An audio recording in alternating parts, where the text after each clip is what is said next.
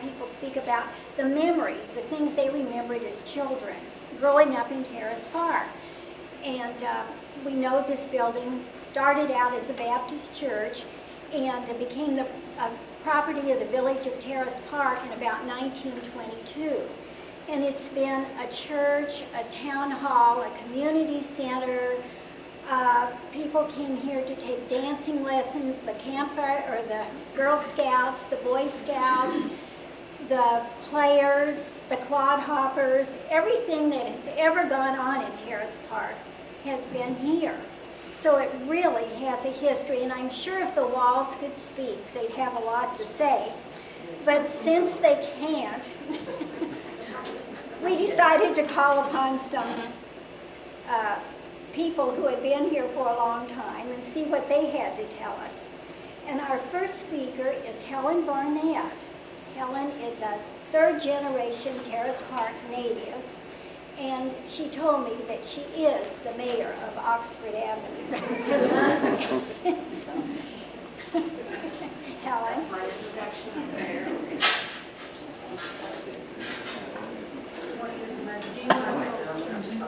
Okay.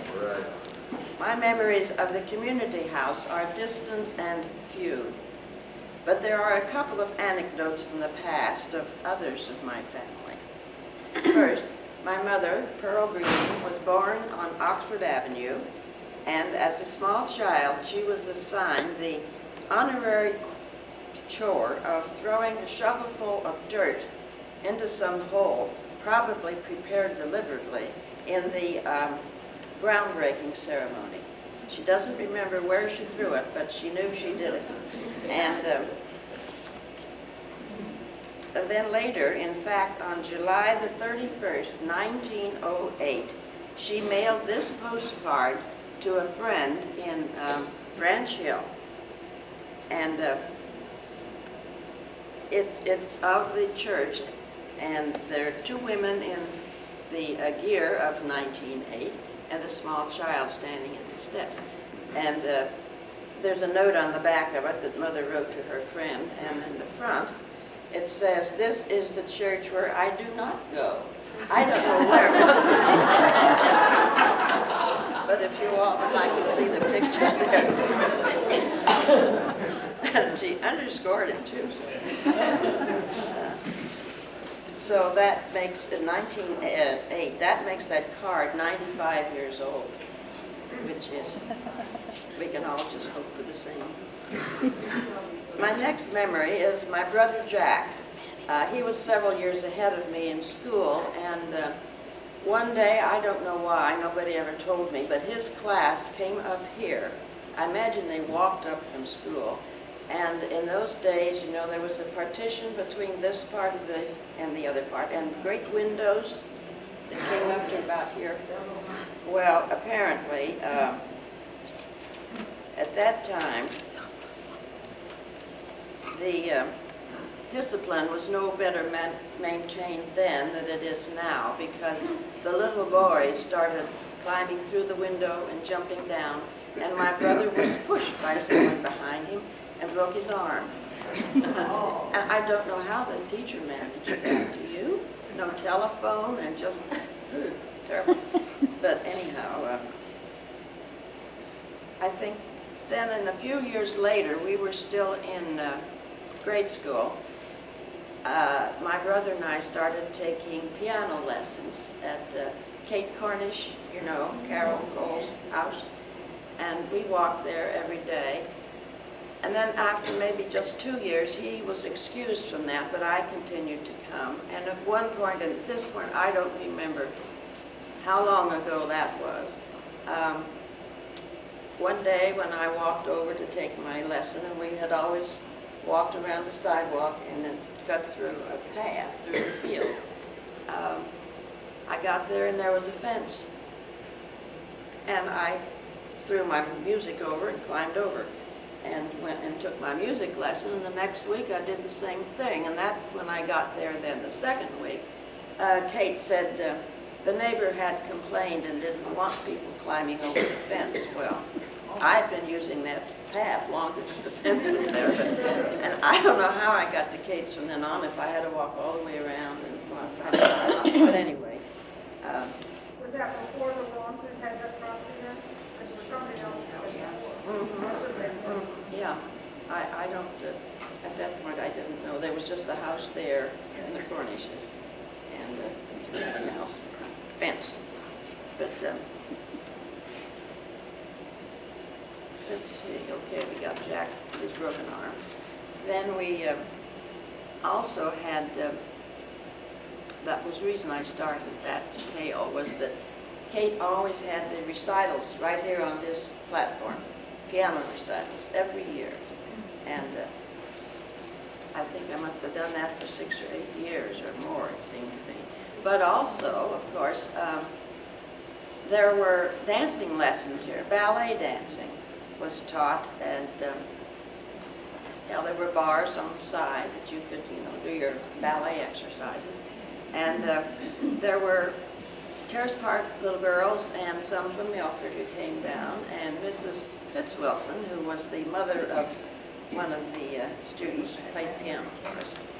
And I don't think that lasted for too many years, because then we moved into the city and did it. But later on in high school, there was ballroom dancing taught.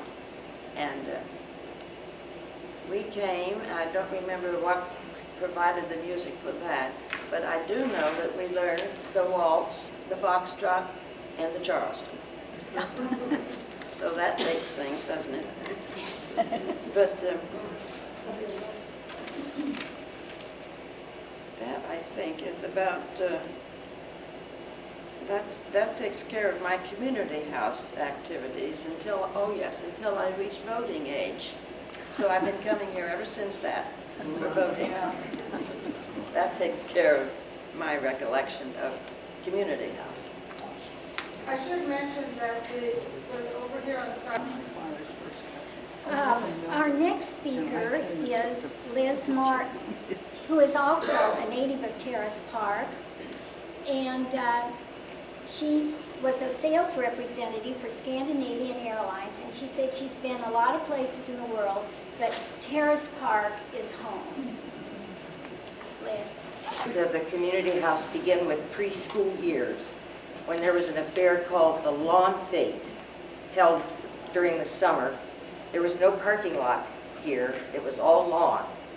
And it was a little celebration. You could get ice cream and candy, and there was a little fish pond for the kids, and a booth with little trinkets you could buy, which we probably would be told now would kill us, like the windmills on the stick that you held in your hand and you ran, and the windmill whirled around. That was quite an affair. You didn't come in your play clothes, and your mom didn't come in her house dress. You got dressed in your summer finery. I was put into my best Kate Greenaway. My mother wore her good summer dress. My father always wore a shirt with a tie and a straw hat. And if you wanted to make an evening of it, you went across catty corner to the yellow house, which was then the Marigold Tea Room, and had a light supper, and then came here for your dessert. So that was my first memory. Then I fast forward to grade school. About 5th and 6th grade, we were very sophisticated, 10 and 11-year-olds. The big thrill for the gals at that time, having been Cub Scouts since the age of 7, we were 10 and we flew up to be real scouts. And of course our meetings were held here at the community house, where we worked diligently to earn our badges and to sell our scout cookies. And at this time we were just into the beginning of World War II. So another one of our scout duties was to canvass houses up and down the street after school with our little red wagons to collect newspaper and scraps of fat and tin cans and tin foil, which we were told would help the war effort. Those things were somehow collected here. Whether they were picked up or whether someone from the village distributed them to another center, I don't recall. But I do remember that we felt quite patriotic doing that. Our scout leader was a gal by the name of Marcy Clark, whose husband Woody was a newspaper man, And they had a daughter, Jane, who is now Jane Aglamesis, and gets a lot of desserts for nothing. Then the other memory was about the same age. We started a little earlier than Helen, dancing school. We were taught ballroom dancing, the waltz, the foxtrot, and the conga. So the course changed between your lessons and ours. But I can see it to this day. One of our classmates, the name was Haskins, and they lived in the house where Randy and Penny Phillips lived now, at the corner of Myrtle and Marietta. Mrs. Haskins, Joni was in our class, and Mrs. Haskins was our dancing teacher. And we came over, and the boys all lined up on that side of the room, and the girls all lined up on that side of the room, and we sat and stared at each other. And Mrs. Haskins very gently took us out and taught us how we should move on the floor to do these dances. That was done separately, the girls and then the boys. And finally, we put it together with music. There was a piano, and we learned to dance to the rhythm of the music. I'm sure it was awkward, but we thought we were doing beautifully. Then we really graduated when we were taught how you properly hold your dance partner. And the boys and the girls got together. And from there, we progressed to the point where the boys asked the girls to dance. And again, all the boys were here and all the girls were there. And I can still visualize this room at that time. When the cue was given for the boys to ask the girls to dance, I feel the knot in my stomach that I felt then, thinking, I want to be chosen so badly, and God forbid that I shouldn't. But I think somebody was smarter than we were. We didn't count. But I'm sure that in that class, there was an equal number of boys and girls so that no one ever got left out. And then the huge culmination to dancing school was that the boys were asked to ask a girl to come, which meant that the boy asked if he could escort you the last night, and he would come to your house and call for you, and you would walk to the community house together. And there would be punch and cookies, and then there was a wind-up Victrola with real music from 78 RPM records.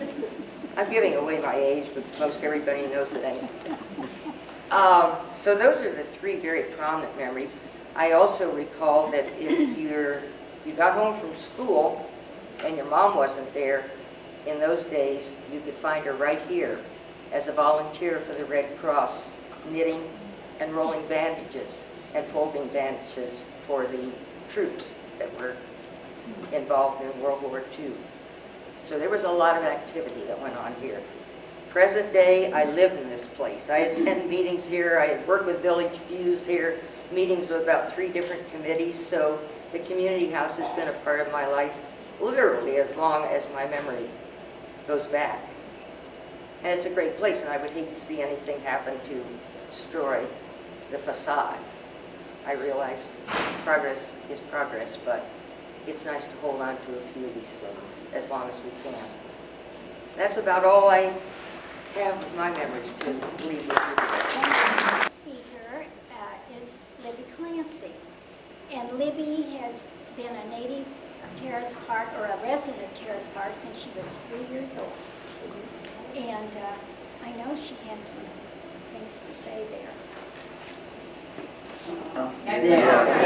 Now I hear my voice before. Well, this is something. Stage fright. Well,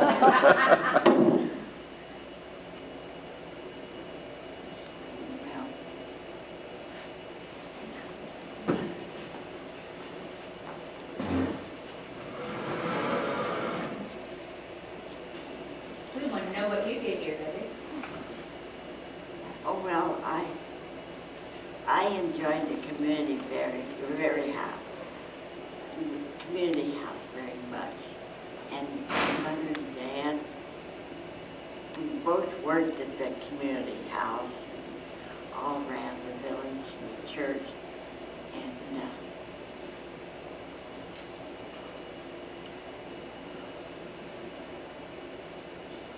What do you have written down?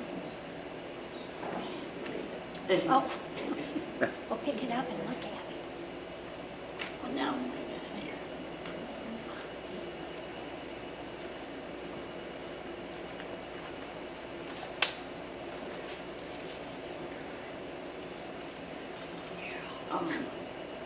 Mother and Dad.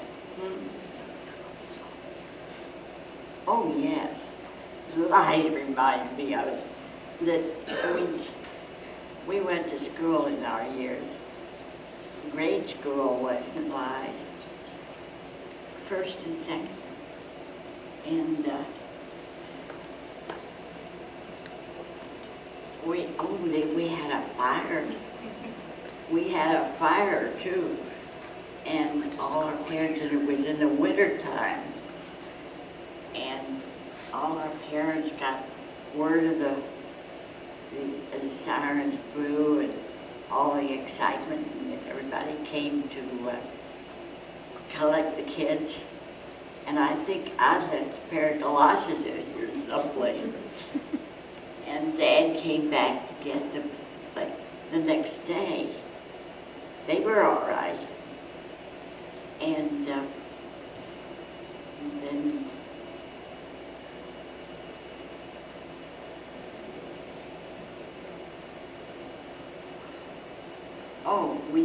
we would have our church suppers here. And there was no room at the church to have suppers. We had the lawn space here. And we had all over the grounds. We had no driveway on this side. It was all lawn. And we had tables and we had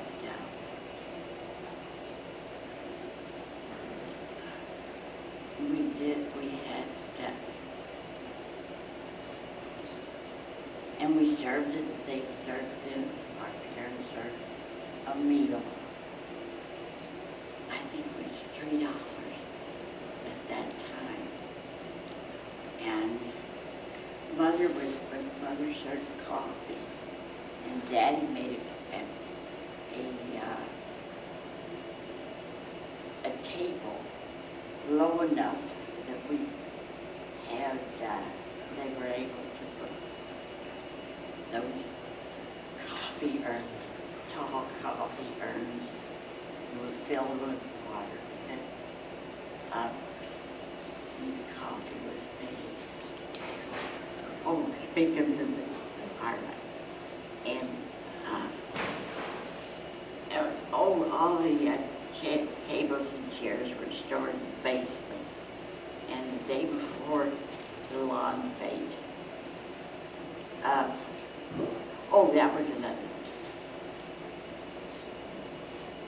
We had a dinner those nights, a lawn fete day, and Mother served coffee, and then Mother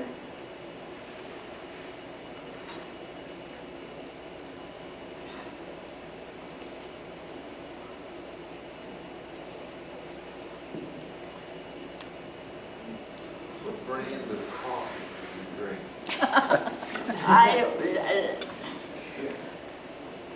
Chase and Sanborn. That was the only one you could buy at that time. Okay. Good idea. Thank you.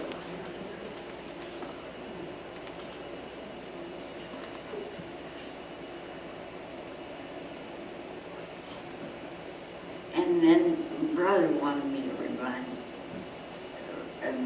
me of that he and that our father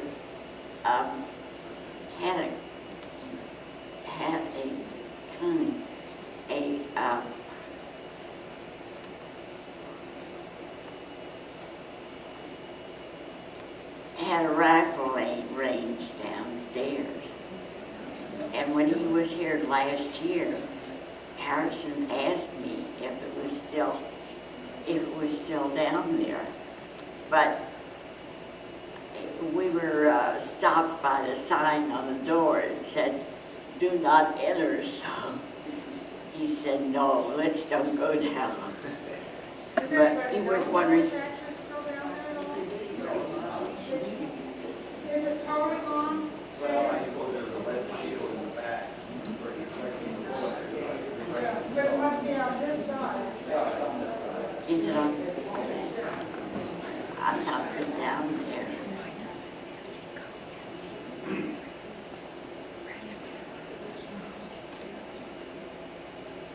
I think that's about all I have. Is Lize Brown, and Lize is another Terrace Park native, born just around the corner over here on Park.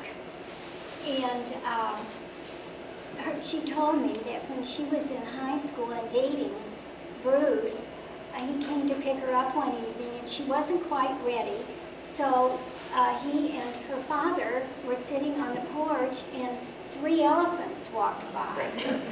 And she said that her Bruce, who was not a Terrace Park boy, was shocked out of his socks. And she said my dad didn't even look up because he was so used to it. So, I know she has some other good stories to tell. No. I think what's interesting, Liza, is that we get one more little thing from each one. Maybe some things are repeated than other things. Oh, there's that other point, so all you have to say is fine. All they touched on, Libby did, was first and second grade in the room back there. And when the fire came, Mrs. Cook, our teacher, said, now you girls stay right, or students, excuse me, stay right here. I'm going up to use the telephone. Don't leave your seats. Well, I don't know how many of us there were, but smoke was coming down. And I said, I'm not going to stay in here. With that, I got up and jumped out, and the rest of the class and everybody else came out. And we had the first and second grade, and she didn't say a word. She didn't scold me. So, to make a long story short, on the school, we ended up having school for the first grade, I think, in the morning, and the second grade in our dining room down on Park. And I thought that was great. I asked Mother if we could do that, and she said, sure. We'll see what we can work at. And so we did. I must have really liked school then. I don't know. But so those 2 things were touched on. Another one that nobody said anything about, well, the lawn fete was another big event, was Grandmother Corey's 100th birthday party. That is still in my mind. I came in today, and the stage was way out to here. And I think, if I remember correctly, she was sitting in a rocking chair, just as prim and proper as she could be, and we all went up and wished her happy birthday.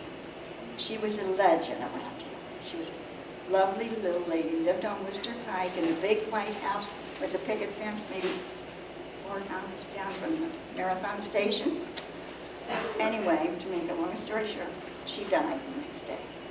That was a sad thing, but we were all so happy that she could celebrate that 100th birthday. So for the ladies, I brought an old hat that happened to belong to my grandmother. And I thought, this was the vintage of the hat that she had when she was sitting up on the stage. And she was a tiny person, real tiny. Well, maybe you'd all like to see it, so I brought it. Let's see. What year was that, Liza? Because you asked me. 34. 1934. I thought it was earlier than that, but they said 34. Clodhoppers was touched on. But first, I have to say, the community house has always been an ace in the hole for any village affair that went on. If we can't do it here, we'll use the community house. And there was never any question about that. Even the Labor Day, when we used to have a dinner, cook the dinners, it rained, we just moved to the community house. So that was another, as I say, something that is quite unusual and I think pertains only to Terrace Park.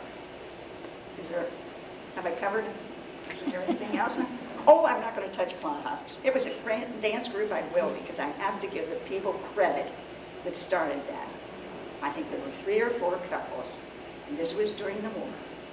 Gas rationing, they couldn't go places. They ended up with a dance club here once a month on a Saturday night and used a jukebox. That was their entertainment. And there was a BYOL, but you'd have a host and hostess, maybe 2, and they'd have potatoes, chips, and pretzels. And we always had to be out of here by midnight. some of the neighbors complained of noise. So we had to follow through on that, but it was a lot of fun and served a lot of good years for all of us. We had good times and met a lot of different people. So, Why they named it that? beg pardon? Why did they name it clubhouse? Well, Put out in the country, is that? But they couldn't dance. I don't know, because I tried to contact the people that I knew really started it. Yeah. I couldn't, they didn't have a Because we telephone had in much habit. on here. Yeah. So, but, and then I tried to contact 2 other people that were here. We were still in the service at the time, so, or my husband was, excuse me. And I haven't been able to, but I think one was Kreckler, if any of you remember that name. Ted G. Kreckler. I think, were you Mom and Dad? I don't know. They went, but I don't know when they started. They what? They went to Clodhoppers, but I don't know when they started Well, doing it. Oh, okay. And then the Pruitts, Irene and, Was it Ed? Ed. yeah, right. So I really don't know. And oh, and this also was a wonderful place for anybody that wanted to have a private party. There have been some fantastic 25th anniversary parties. I guess there have been wedding receptions here that I didn't know about. But any occasion, Mrs. Corey's 100th birthday party?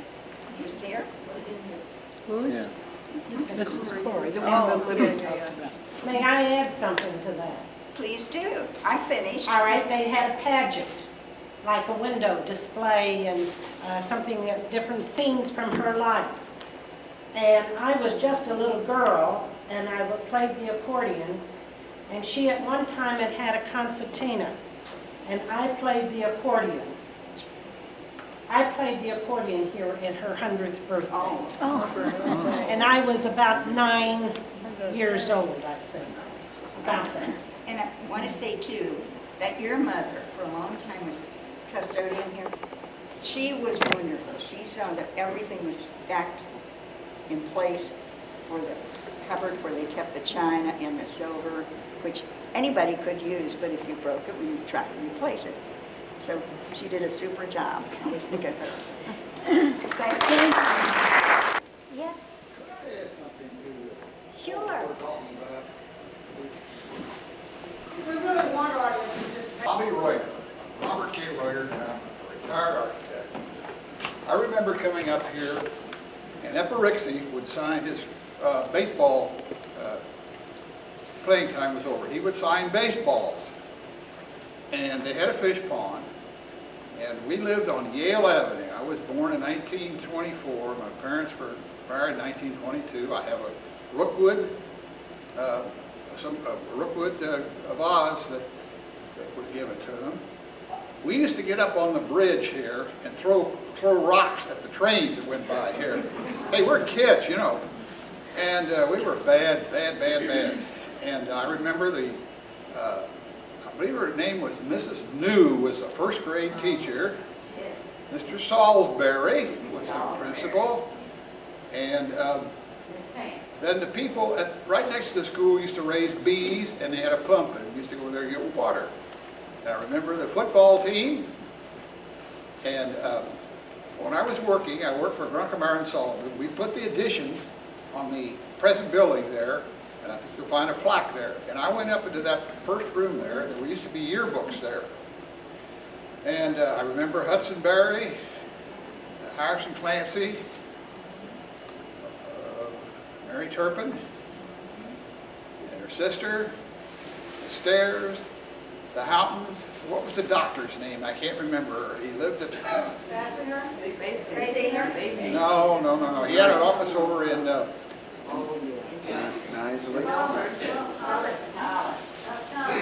Dr. Nizer.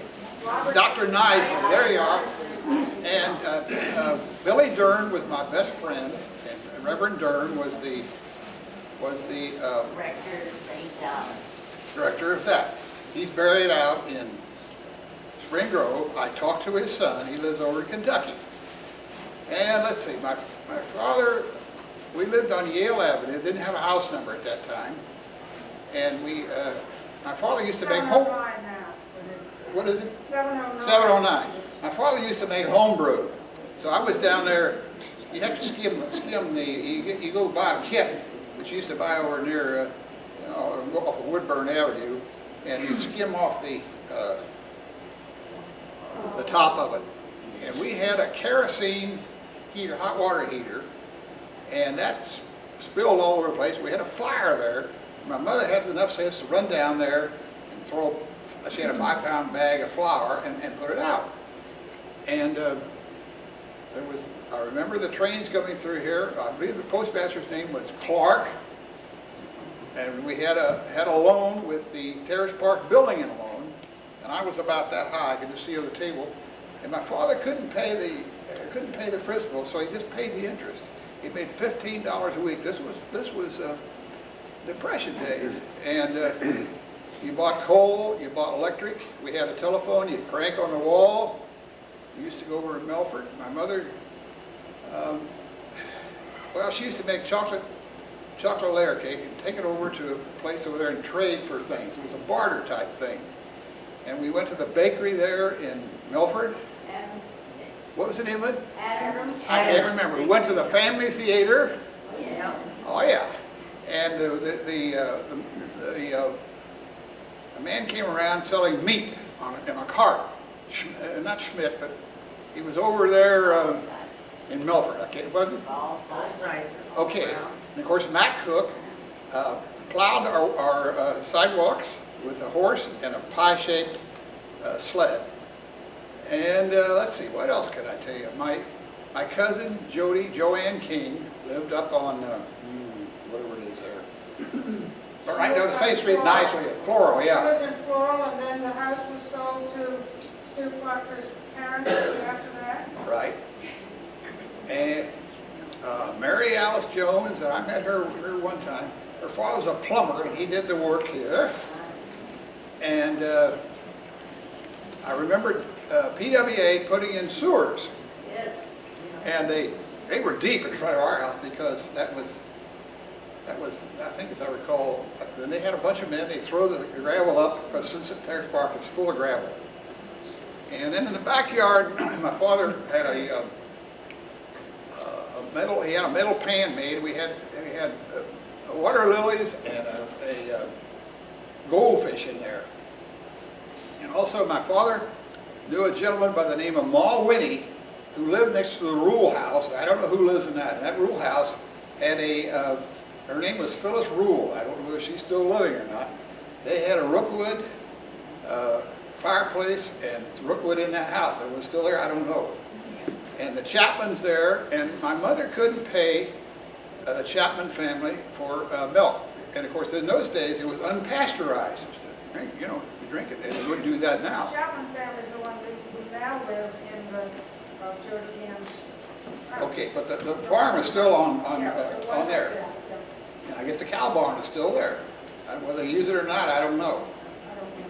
Yeah, but Ma Winnie kept the horse, and he got my father interested in the Army. My father was not in the First World War, but he was in the reserves, and so then he got on and was in the CCC. Probably have all heard of that, and he was over in Springville, Indiana, and after that, made a second lieutenant, and he became. We moved. Moved to Indianapolis and lived in Indianapolis on New York Street. I don't know. The Henleys here tonight. Are they here? They're there. Okay. And I've got some pictures. I've got to show them of Bud, Tom Scheimer, and a lot of Army pictures. And my father went on and went up into the Alaskan Highway. Was involved in building the Alaskan Highway. And then when the war started, he was sent to, first of all, he went to Africa. And he said there were gas cans all over the place. They were scared to death of being torpedoed. And then they went to Palermo, and they went to Rome. And I have my father's diary, which he wrote when he left Hampton Roads and came back to the Oakley Station. That would be in 1945.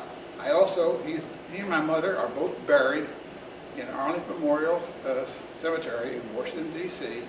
I have the flag that was on his caisson, or on his casket rather. He had the black boots, the whole bit, and I have his all his memorabilia, his dog tags, and his picture, and we sold this house in 1939. Let's see, my father paid, I think, $2,200 for the house, and then he sold it for for about $3,900 because he didn't want to be an absentee landlord. We had a hot point stove. It sat up on legs. We had an ice box, which we went over and bought ice and put it on the front end of the Model A. And I've got some pictures of Model A's. I went to the car show last Sunday out at Sharonville. And let's see, Mr. Goodard sold school buses, yellow school buses. I remember that. And the risers were farmers. And he used to have a truck garden there, and he was one of these guys that believes in you plant the light of the moon, you plant below the ground, and the dark of the ground. I'm not sure, I can't remember that. He was a firm believer. And next to that lives the Conklin family, next to us there. And Wesley Conklin, I don't know whether he's still living or not. No, he's not, okay. And he was a cement contractor, as I recall. And they built a 5-foot addition on the house. My father was furious about that because he said, that's not right. Zoning here. But he went ahead and did it anyhow. So what else is new? Huh? And of course, Tilly, I was at the burial of Tilly, and I remember Tilly and the 3 other elephants going up down. There was a guy with a shovel and a wheelbarrow picking up the droppings. And you were at the service too, you said. When Tilly, yeah, sure. And then we went to, I don't know if I'm repeating myself, we went to a private kindergarten in Lorna Critchell, and I've got a picture, but I don't know who some of those people are on there. And there was also... Well, that's what we need to determine, is who some of those people are. Well, I know some of them myself on there, and, oh gee, what else? Well, the Burnhams had 1 or 2 boys that were drowned in the river there, which was very sad. And my mother always said, don't go down and play against the river, because you look down there and it's way down there. And they still had the country club there. And Eparixie lived in that big white house there. I don't know who lives in it now. And, well, what else could I tell you? I don't know, that's it. That just comes to my mind. Speaker for the day. I think everybody knows Dave Pancook, and he certainly knows the community house, having lived right across the street from how long did you live over there, Dave? 25 years. Well, I'll turn this over to you. I got the understanding she limited me to 5 minutes. Now, that's not fair. So if I run over, you just do that. All right? Okay. I want to thank Lies for taking about 30% of my talk away. Sorry, that was short for 5 minutes. Well, I can get even. There's an old saying, you know, that I can see if I can remember it. Our knowledge and our memory is limited and molded by our ways and means of perceiving things. Third person, it goes to hell because there's all these conflicts. And I'm sure if Connie were here and sitting in the audience, she would be remarking as I give my memories of this, where in the world did he come up with that? Well, my memory, our memory, I'll put a combination. Our memory of clodhoppers, first of all, we moved in there in 1960. Now, I got my information on clodhoppers from Dan Startzman Sr., who said essentially the same thing you did. It started during World War II because you didn't have any gas. But I didn't know you met every month. Wow. By the time we moved here, I think there were about 3 or 4 dances a year. And our neighbors, Don and Louise Smith, and then Peggy and Bill Pettit lived over there. And during the conversation, Louise said to Connie, you should come to a clodhoppers dance. Well, we liked to dance. Matter of fact, we courted by dancing. And Connie loved parties. I could take them or leave them, but you know. So the first party that was scheduled was a Halloween party, costume party. And the way you got into Clodhoppers, you were recommended. Now that makes it sound like it was a, you know, really high-class, stuffy outfit. Well, it wasn't. If you knew somebody, they'd invite you. So Donna and Louise invited us. Now, I never thought I'd live to say these words. In those days, I use in my time with my grandkids just to irritate them. But in those days, the tables were made with sawhorses. And the tabletop itself was colored this bilious military hospital green. And they were heavy. And you had to put together your own party. Nobody's going to do it for you. And I avoided that like a plague. But they'd line these things, they put some in back there. And it was a bring your own bottle. We smoked. We had food. I think you brought your own nibbles. Maybe they had something. But anyway, the first party was a costume party. Well, I don't do costumes.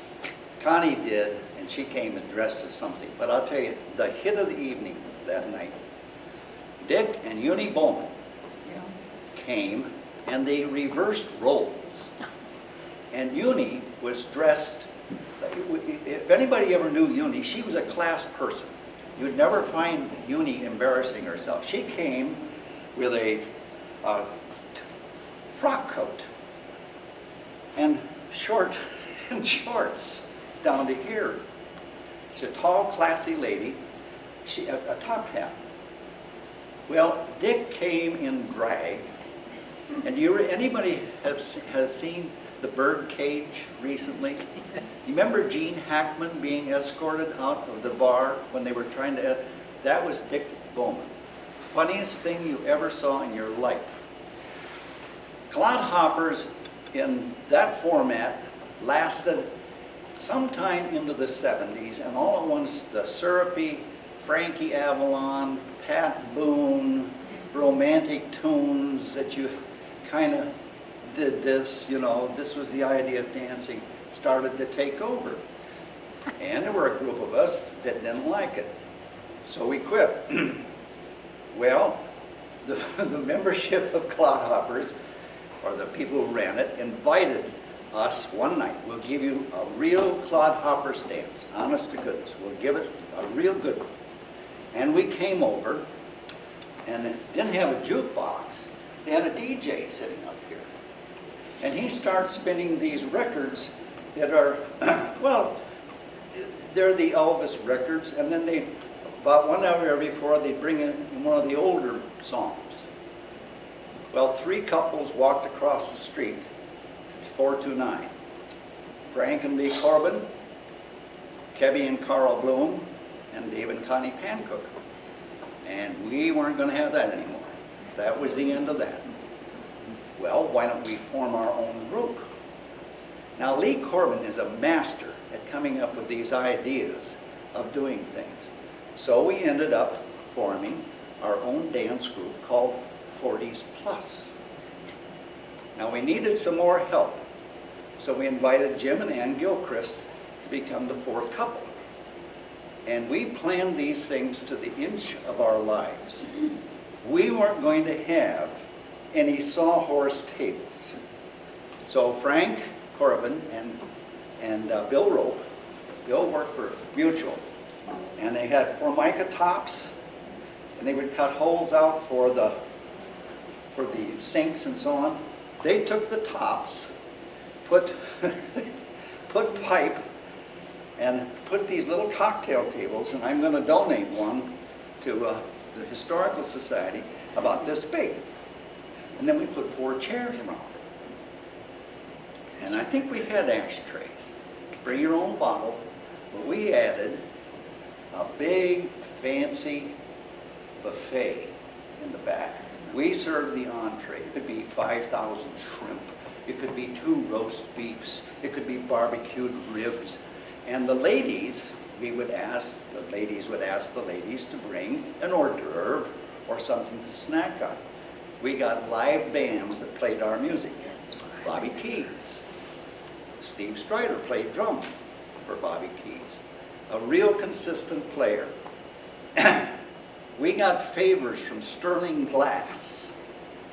We had mugs called 40s Plus. We had tons of items that said 40s Plus. Now we put the restriction on. You had to be 40 or older. You couldn't be under 40. We had 39 couples. And you could bring a guest if there was room. If somebody had not made a reservation, you could bring a guest. We didn't get to the point where we could say, well, we really don't like them, because you couldn't say that. That's not appropriate. But we didn't have anybody we really didn't like. Now, to give you some idea that we weren't as stuffy as some of my grandkids would like to talk about, who can't dance, by the way. One of my pains that I bear. We took disco lessons. You remember John Travolta and what was it, Saturday Night Fever? We had these people out here teaching us disco. Well, it wasn't that much different from real dancing, but you do a few steps. The culmination of that was, where was it downtown? On 5th Street, on the parking lot next, there was a disco underground. Big place. We went underground. Well, we went one night to one of those. Now, I don't know about any of the rest of you, but strobe lights just drive me nuts. I mean, I just go crazy. We walk in this place, they got all these chandeliers with pretty, and these, and here are these thousands of kids out there dancing. Well, hell, we didn't even have room to dance. I mean, we're standing in place going like this. That's not dancing. And we check with them. Any place else you do disco? Any place else? Finally, we said, okay, that's it. We're not going to do disco downtown. If we're going to do disco, we'll do it out in Terrace Park, where civilized people live and we don't have strobe lights. Well, all good things tend to come to an end. And I think, first of all, we started running out of bands, small bands that we could afford. And then a younger generation that were now 40 wanted to move in, and apologies to anybody who fell in that generation, but there again, they didn't dance. And then the idea was to dance. That's why we had it. So the culmination of from 1942 to about 1978 or something was a real run. And the community house was a real part of it, and it was certainly enjoyable. Thank you. Usually we were in charge of the Christmas party, and since we had lived in England and we brought this custom back and we were doing this Christmas party, we had a plum pudding which we lit, and it ended up that we didn't just like the plum pudding, it lit the whole of your table. We managed to get it out, and we didn't explode anything in the community house, but this whole table was alight at one time. I've got a couple other things to read to you. This is from Leslie Jones.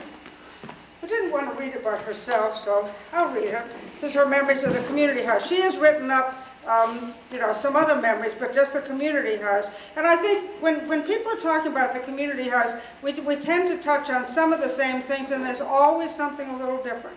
I remember going to kindergarten in the community house and spreading our blankets on the floor at nap time. I don't know, do they take naps anymore or like that in school? Other activities I was involved in the community house over the years were scout troop meetings, ballet dancing, taught by Merle Elwood Gorian. She did not live in Terrace Park at the time, but later moved to 907 Elm. Ballroom dancing, which was taught by Mrs. Jerome Morgan. And I guess it was when St. Thomas was being added to, we had a Christmas pageant there. And I remember having Sunday school up on the stage here with a curtain to block us off from the main room.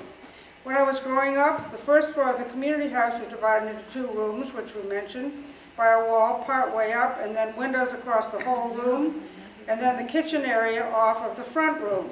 When you came in the front door, which of course was the one out there, to the right you would go into the front room, and there were stairs to go up to the police department on the 2nd floor with windows that looked out over the main room.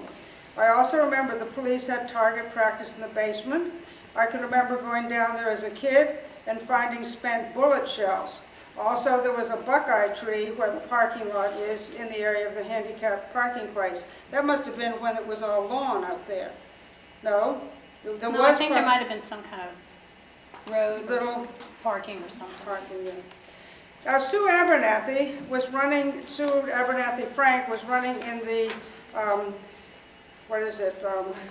Flying Pig thing today, marathon today, and she's written me a page of memories. She's also written me 2 or 3 more times since then.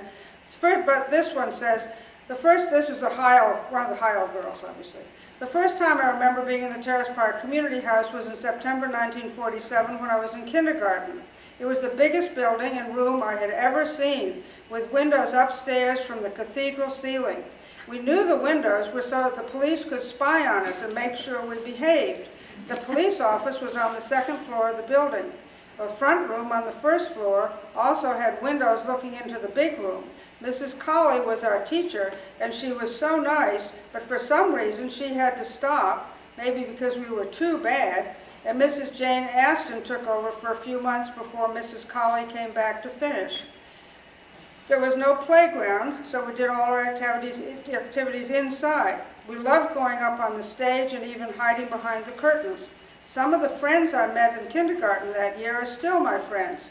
Some of you may be familiar with names such as Jill Jones, Peggy Hogan, Kent Murky, Mike Jones, Paige Buskin, Mike Grace, Doug Morgan, Gail McKenzie, Ted Hoff, Tom Stolmeyer, Bill Sasser, Winnie Bixby, Jake Parker, Betsy McDonald, Sally Mullican, and Carrie Ferriel, just to name a few. Now, probably some of those names are familiar to quite a few of you. You probably remember them too. I also remember the community house as the place we had Sunday school for St. Thomas when the current church was being remodeled in the early 50s. We took a school bus from the church after we sang in the choir and went to the community house for our Sunday class. Brownies and Girl Scouts were also held there until, for some reason, the Scouts moved to the church. Ballet dancing classes were there, and ballet bars were installed under the windows, which we mentioned before. And believe it or not, we had ballroom dancing classes here on a few special Friday nights of the year. The parents would go upstairs and spy on us. What I remember is Girls' Choice, where we would all fight over who got to Paige Buskin first. He was so cute, and of course the idea of Buskin Bakery did not hurt. I saw Paige last Wednesday, and I was able to tell him about this, and he said, well, there's something else about Susan Heil. When she was in the 2nd grade or thereabouts, she had a birthday party. And he said she invited me to the birthday party. Now, I was the only boy who was at the birthday party. I don't think he was too pleased about that. But at that time, she did not want a birthday cake. What she wanted was a plate of Buskin donuts. So she had that instead of a birthday cake. And then I had an email from her just this morning, and she said, when she married Bill Abernathy in 1964, Daisy Buskin, Paige's mother, put a jelly donut on a pedestal behind the wedding cake. So anyway, enough of Paige Buskin. He was so cute, and of course the idea of Buskin Bakery did not hurt. The community house had an incredibly cool basement with a dirt floor and gun shells from target practice that the police had. We were not really allowed down there, but somehow managed to sneak when no one was looking. Susan Heil evidently did a lot of things that she maybe wasn't supposed to be doing, and her problem was that she was the only one with red hair, and so evidently her mother was the one that got called about anything because they could see her red hair, and other people didn't get blamed. The community house was truly the activity center of the village. When I moved back to Terrace Park in 1968, I went over to the community house to vote. It amazed me that it had shrunk so much. This larger-than-life room from 1947 was now just an average-sized meeting room, but the uniqueness of it was still there. The stage was still wonderful and fun, and the charm that only an older building can have was so evident. Cracks and peels aside, the community house is a source of many fond memories. So obviously it's important to a lot of people. Who else has something they'd like to talk about? Memories, yes, come on. You know, the songs and stuff. And then there was a German woman who'd come from, a woman from Germany, who taught exercise. A unique kind of an, what is it when you contract the muscles and... yeah, I was going to say isometric. I don't know what that is. But anyway, and I remember Ginny Troy was in the class, So Parker, Betty Hoff, who later took the class, and we all stretched out here, and that's great. So, and I do remember that the Boy Scouts had a rifle club down that used And the White House was in charge. yeah, sure. Absolutely. So anyway, it just occurred. Going on today. For a few years, in I think it started in 47, Hans Gary started the first American Legion post here at the community house. That lasted for 3 years, I think, as far as Bruce can remember. Hans was the first commander, I think Bruce was the second, and the third one was John Rockaway. After that, he said, I guess nobody would do it. And it happened to be named after Francis George Baldwin, who lived in Milford, but came down Terrace Park to school, and he was probably the first one that was killed in World War II flying over Italy. He flew a plane. But I thought that's something that should be, and it should be noted that it was named after him, and that Hans was the first commander. I knew that first bit, just about who it was named after. I didn't know they met in the community house, so that's an addition. See, everybody has something to add, and I didn't know who the first commander was. So, who else has something to add? It brought us down to the garage of the Dowd House on Miami Avenue. Yeah, for kindergarten, for a year before and then he stayed on at the Terrace Park School, and I went back to the Milford School. But he and I were good friends. It was fun days. And important. With Edith Cook. For many, many years, all of them, both those ladies. That's your mother, right? Yeah. Yes, Pat, you want to come up? You have something to add? I mean, there could have been loads of people we could have asked to speak Please today, come up. so- When I was very, very young, we came, Can people hear? You want to come up? we came here for a celebration of Mrs. Corey's 100th birthday. And she sat right about over here, a nice plump lady, very, just sat there. And I can remember just walking by and patting her hand and getting my head patted or something like that. But the whole village turned out, right here. Right. Anybody else? Or leave it, take it down or leave it up. I'd do anything I could to make it just one choice, not a choice, but we're going to leave it up. We may do this or this or this with it, but we need to leave it up. So I may have to call for some help, but I don't know just what that is at the moment because it hasn't progressed any further. Yes, Dan? Last week, the trustees had a meeting, this was just last month, and we had Beth Sulevar, who's now in business of consulting with preservation and so forth in Cincinnati. Was director of Miami Purchase, which has now become Cincinnati Preservation Society. She threw out some names as we were interested. I went down to the library the other day at the museum, and as near as we can find out, as far as back as they have at that point, was 1902. Well, this building was 1892. So about 10 years later, the Faro Construction Company decided that they would do something about this new technology of the poured concrete. Now, we may be able to find some other things from a company that took Farrell over, and I'll think of that. Isn't that Turner? Yeah, Turner Turner Construction. Construction. I'm told they have quite a library. But if anybody is better at researching into libraries to find out what this new technology was, obviously, one of the things that Farrell did was build the water tower at Washington.